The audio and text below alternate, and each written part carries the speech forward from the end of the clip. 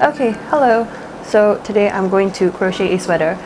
So far I've crocheted a lot of cardigans, but I've never really crocheted a whole sweater. So today the whole idea is to use the yarn and crochet a sweater similar to that of Mabel from Gravity Falls. So the one that I want to do is the watermelon sweater, and yeah, we'll see how long it takes. She crochets really fast. No, she knits, I crochet, and I'm pretty sure she makes them really fast. So I want to see how long I take to do it, but God knows I'm going to take about 3 months. So let's see how this goes. Okay, so these are the colors I use. There's a green, a really light green. You can't really see this in this lighting, but it's a super neon-ish mint green almost, and then here's pink. I bought 15 skeins / balls of this, so it was like less than $2 for one, so it's fine. Okay, so using the green, I actually made this piece of slip stitch ribbing, and it is actually like 255 chains long. I slip stitched it together, and I'm going to continue and do this thing.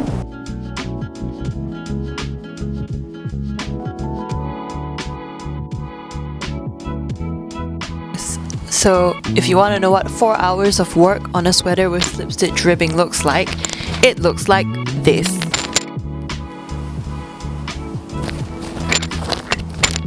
It basically looks like nothing.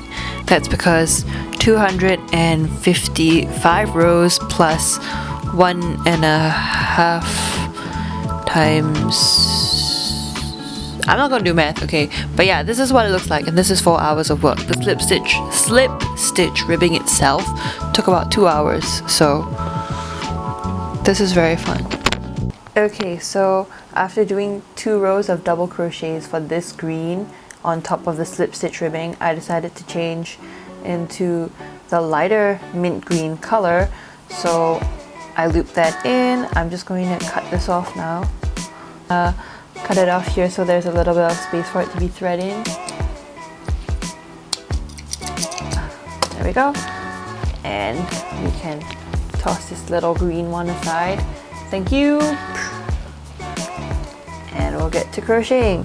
So it's literally the same. You just do rows and rows of double crochet. I think I'll do about 3 rows of this color also before I switch into the pink. So also I switched to a wider hook because this one is a thicker ply of yarn or something. I don't know.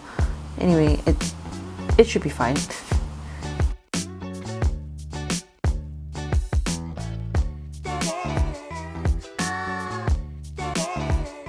It looks a little cute. It has that watermelon-y effect of like that gross part of the watermelon that you're not supposed to eat. I think I will do 3 rows of this and then pink. Yeah, 2 or 3. We'll see how it goes after I finish the second one. Let's keep going.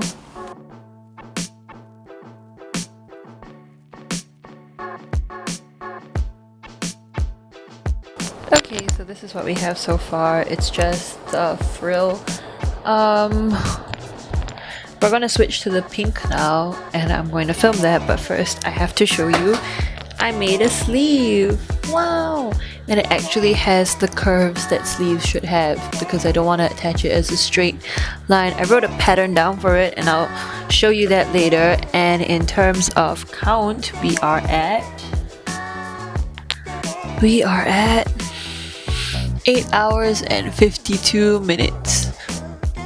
Most of that went into the sleeve, and honestly it's been like 3 or 4 days since I've filmed because I've been really lazy. So yeah, okay, changing colors. Okay, now we're going to change colors. So what you have is this is the first stitch. So what you do is yarn over, pull through 1, 2, and instead of pulling through the other for your double crochet, you take your new color, loop that through, and pull that through both. And what you want to do is pull tight on this one and this one, and then you're just going to continue doing your double crochets, and make sure you pull tight on these. and leave it on top of the rows that you're going to create. So you crochet that into your work for a few stitches. 2,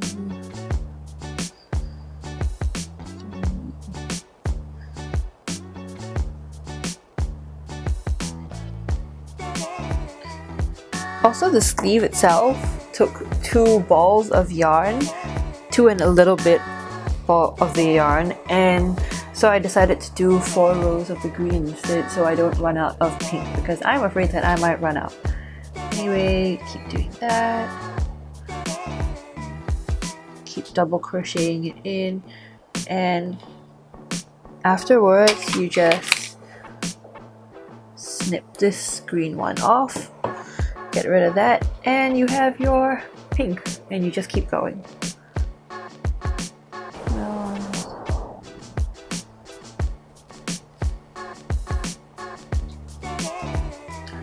There we go. And now I'm just going to keep crocheting until maybe I reach about 2 or 3 more rows, and slowly, and each row I'll probably start decreasing every like 10 or 20 stitches. No, I'll start decreasing every like 20 or 30 stitches, so we'll see, because right now it's really long and really frilled up, so we'll see how it goes. Okay, time check. It is about hour 11 and a half, and this is what we have so far. It is 21 rows.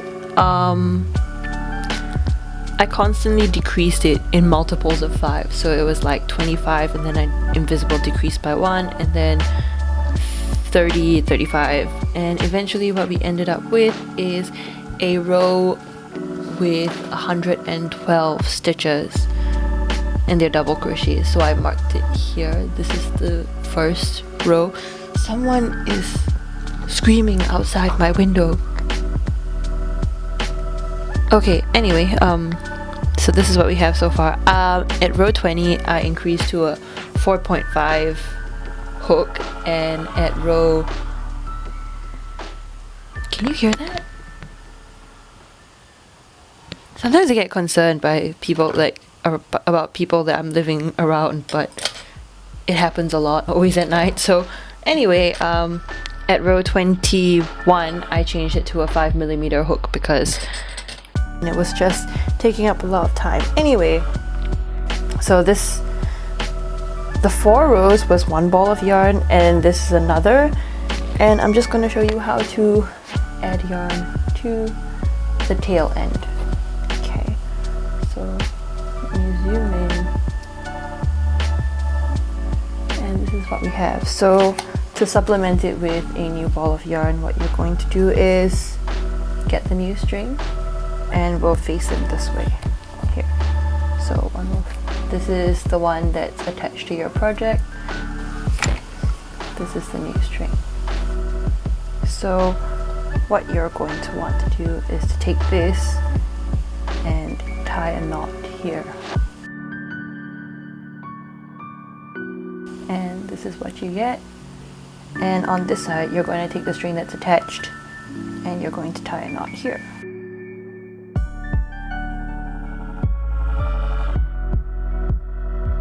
Tighten them, and what you do is pull them till meet. Give it another tug to tighten it. There we go. Cut off the edges, leaving just a little bit so these still can attach to each other. Like this. And where's my bin? Just give it a bit more of a trim.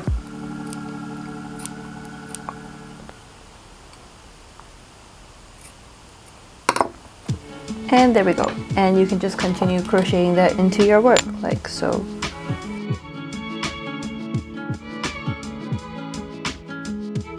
And when it gets here, you just crochet normally, so put that in. And it's like almost imperceptible, so it just forms a little knot at the back, which you can't really see. Anyway, I'm gonna continue. This is what it looks like so far.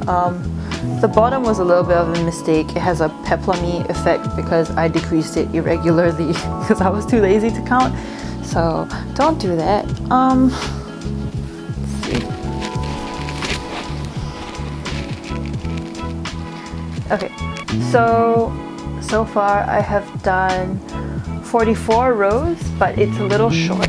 I'm thinking that I want it at least until my hips so that the peplum looks less obvious. So I'm going to have to undo this, which is quite upsetting. So I think we'll do 44 rows and then we'll start decreasing. Okay. Mistakes were made. Mistakes were made.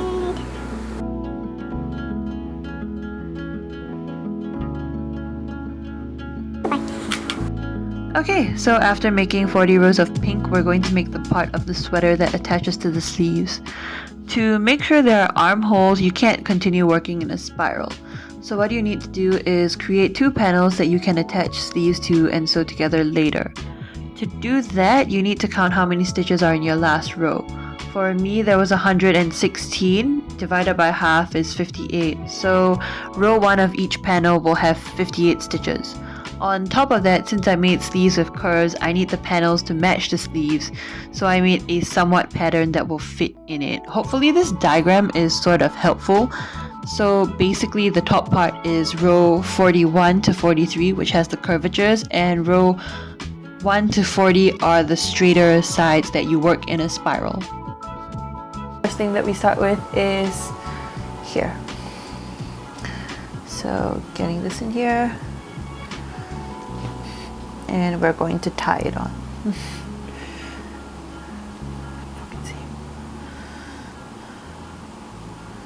And then you tie a knot here, and if you want to, you can double knot it or something, but sure, let's go.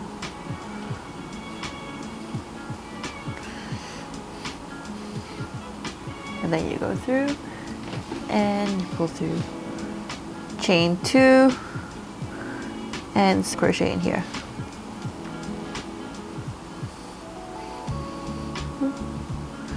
And then, then you put a double crochet in here, and you do it the same for the whole 58 chains.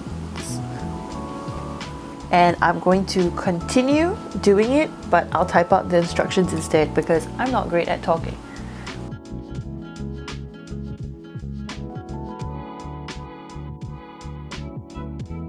So for the sleeves, I actually wrote down a pattern and I tried to record it. I really did. But when I went back and rewatched everything that I did, it was like hours of just garbage that even I didn't understand. So I don't think I can show that to you without you bursting a blood vessel like I did. So we're just going to write the pattern down and that's all we're gonna have. I'm sorry. Okay, so the first thing you need to note is that for this we're working in a spiral or a loop. So when you finish your chain 40, you're going to crochet directly into the loop that you've made to work in a spiral or a circle, and everything sort of makes sense until we get to row 40, because row 40 is where we start doing the curvatures that will make it a proper sleeve. And when you get there, you sort of want to work in a mirrored sort of fashion. So basically, like for row 41, it is like slip stitch, 2 single crochets, 3 half doubles, 36 doubles, 3 half doubles, 2 singles, and then a slip stitch. So basically it's like mirrored in a sense, if you get it. Okay, so I did the collar off screen. This is what we have. It is basically just 35 rows of ribbing, but instead of slip stitching it, you do a single crochet, and then I fold it over like thrice, and that makes the neckline. I attached the sleeves off camera, and now we're just going to make the watermelon seeds. I put all of them in this little baggie, so I'm just going to sew them together now. Here we go.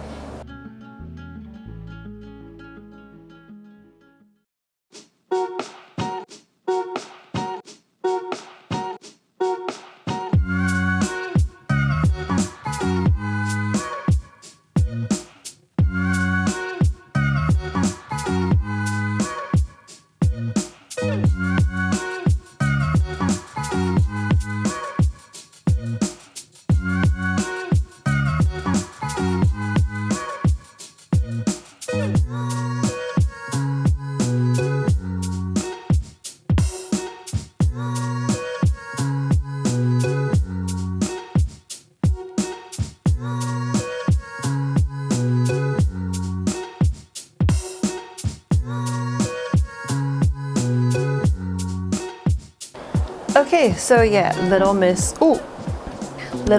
Watermelony is done.